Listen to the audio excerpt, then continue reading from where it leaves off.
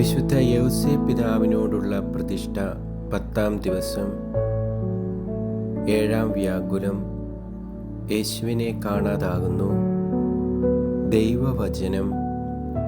ബന്ധുക്കളുടെയും പരിചയക്കാരുടെയും അന്വേഷിച്ചിട്ട് കാണായികയാൽ യേശുവിനെ തിരക്കി അവർ ജെറുസലേമിലേക്ക് പോയി.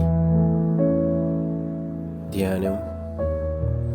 ജെറുസലേം ദേവാലയത്തിൽ തിരുനാളിന് പോവുക പതിവായിരുന്നു. ജോസഫ് ഈശോയ്ക്ക് 12 വയസ്സ് പ്രായമുള്ളപ്പോഴാണ് തിരുക്കുടുംബം ഒരുമിച്ച് തിരുനാളിന് പോയത്. 7 ദിവസം നീണ്ടു നിൽക്കുന്ന തിരുനാൾ ആഘോഷമാണ്. ആഘോഷങ്ങൾ കഴിഞ്ഞ് മടങ്ങിപ്പോരുകയായിരുന്നു അവർ.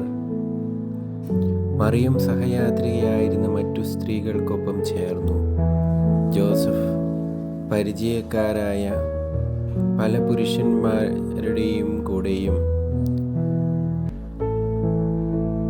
സ്ത്രീ പുരുഷന്മാർ വ്യത്യസ്തമായ വഴികളിലൂടെയാണ് സഞ്ചരിക്കുക പതിവ്.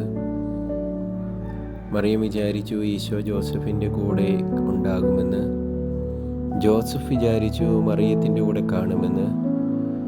തൻ്റെ കൂടെ ഉണ്ടായിരുന്നെങ്കിലെന്ന് രണ്ടുപേരും ആഗ്രഹിച്ചു. മാത്രവുമല്ല, രണ്ടുപേരും മറ്റുള്ളവരുമായി സംസാരിച്ചത് ഈശോയെക്കുറിച്ചായിരുന്നു താനും. സന്ധ്യയ്ക്ക് സത്രത്തിൽ ഒന്നുചേർന്നപ്പോഴാണ് ഈശോ രണ്ടുപേർക്കും ഒപ്പമില്ലെന്നറിയുന്നത്. സ്വപുത്രനെ കാത്ത് സംരക്ഷിക്കാൻ കഴിയാതെ വന്നത് സ്വന്തം വീഴ്ചയായി രണ്ടുപേരും കരുതി. മറ്റെന്തും നഷ്ടപ്പെടുക എന്നതിലുപരി ഈശോ നഷ്ടപ്പെട്ടപ്പോൾ ഉണ്ടായ വേദന ഊഹിക്കാൻ കഴിയുന്നതല്ല.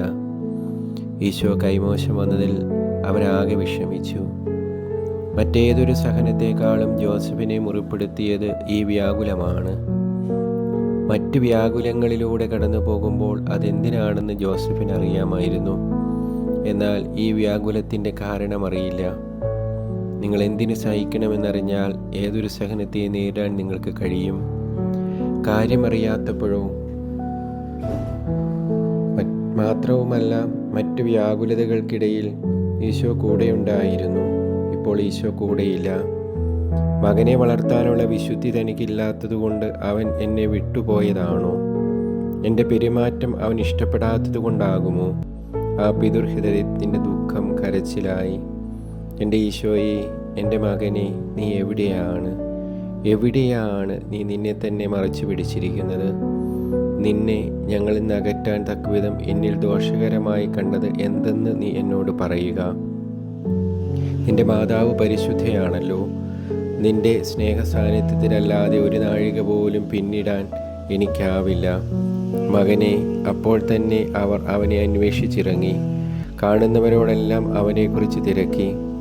വെളിച്ചത്തിൽ സഞ്ചരിച്ചവർ പൊടുന്നനെ അന്ധകാരത്തിൽ എഴയുന്നത് പോലെ.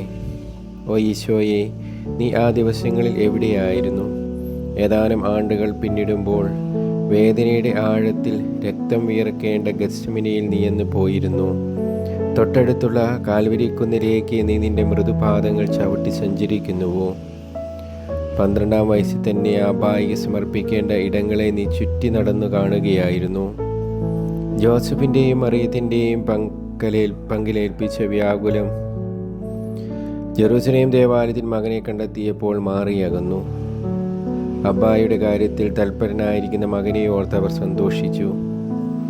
യൗസേപ്പേ, നിരന്തരം എന്നോണം കുഞ്ഞുങ്ങൾ മാതാപിതാക്കളുടെ കൈക്കുമ്പിളിൽ നിന്നും നഷ്ടമാകുന്ന കാലമാണ് ഞങ്ങളുടേത് എന്ന് നീ ഓർക്കുക. കാരണമറിയാതെ പരസ്പരം പഴിചാരി കലഹിക്കുകയാണ് പല അപ്പനമ്മമാരും. ഞങ്ങളുടെ കുഞ്ഞുങ്ങൾ നഷ്ടമാകുന്നത് ദേവാലയത്തിലല്ല, ദേവാലയത്തിന് പുറത്താണ്. അവരെ ലോകചിന്തകൾ അപഹരിച്ചുകൊണ്ട് പോകുന്നത് കാണുമ്പോൾ കഠിനവേദനയിൽ തല താഴ്ത്തുന്ന പിതാക്കന്മാരും മാതാപിതാക്കളുമുണ്ട്. 3 ദിവസത്തേക്ക് ഈശോ നഷ്ടമായപ്പോൾ നീ എത്ര വേദന അനുഭവിച്ചു. വർഷങ്ങളായി ഈശോ ഇല്ലാതെ ജീവിക്കുന്ന കുഞ്ഞുങ്ങളെ ഈ ദിവസങ്ങളിൽ നീ ഞങ്ങൾക്ക് മടക്കി തരുമോ? നിന്റെ നെഞ്ചിലെ വ്യാകുലം അതിനായി സമർപ്പിക്കാമോ? പ്രാർത്ഥന. എല്ലാ വേദനകളിലും ദൈവത്തെ ചേർത്ത് മുന്നോട്ട് പോയ പരിശുദ്ധ യൗസേപ്പേ, നിന്റെ പ്രത്യാശയും സ്നേഹവും ഞങ്ങളിലും നിറയ്ക്കണമേ. ആമേൻ.